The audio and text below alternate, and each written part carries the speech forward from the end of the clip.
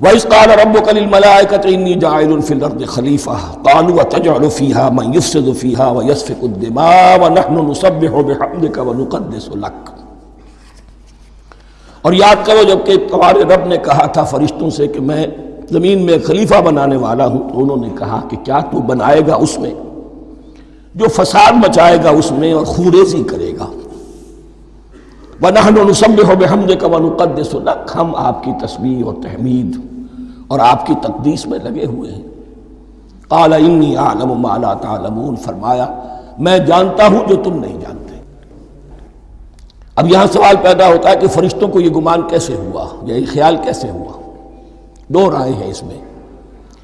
ایک تو یہ کہ انسان کی تخلیق سے پہلے اس دنیا میں جنات تھے، اور انہیں بھی کچھ اللہ نے تھوڑا سا اختیار دیا تھا، اور انہوں نے یہاں فساد مچایا۔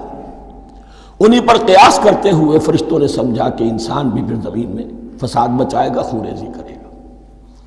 ایک دوسری اصولی بات یہ کہی گئی ہے کہ خلافت کا لفظ جب استعمال ہوا تو اس کے معنی ہے کہ کوئی نہ کوئی اختیار بھی ملے گا۔ جنات کے بارے میں خلافت کا لفظ کہیں نہیں آیا، انسان کے بارے میں آ رہا ہے۔ خلیفہ بالکل بے اختیار نہیں ہوتا، جیسا کہ میں نے عرض کیا، جہاں واضح حکم ہے تو اس کی تو تنفیذ، یہاں نہیں ہے وہاں اپنی رائے سے جتنا بھی بہتر سے بہتر سوچ سکتا ہو انسان رائے قائم کرے۔ یہ اختیار جو ہے، ظاہر بات ہے جہاں اختیار ہوگا صحیح استعمال ہونے کا بھی امکان ہے، غلط استعمال ہونے کا بھی امکان ہے۔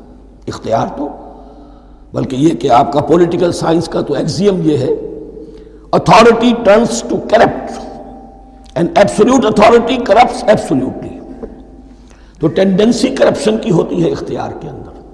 اس بنا پر انہوں نے قیاس کیا کہ اس میں فساد ہوگا، خوریزی ہوگی۔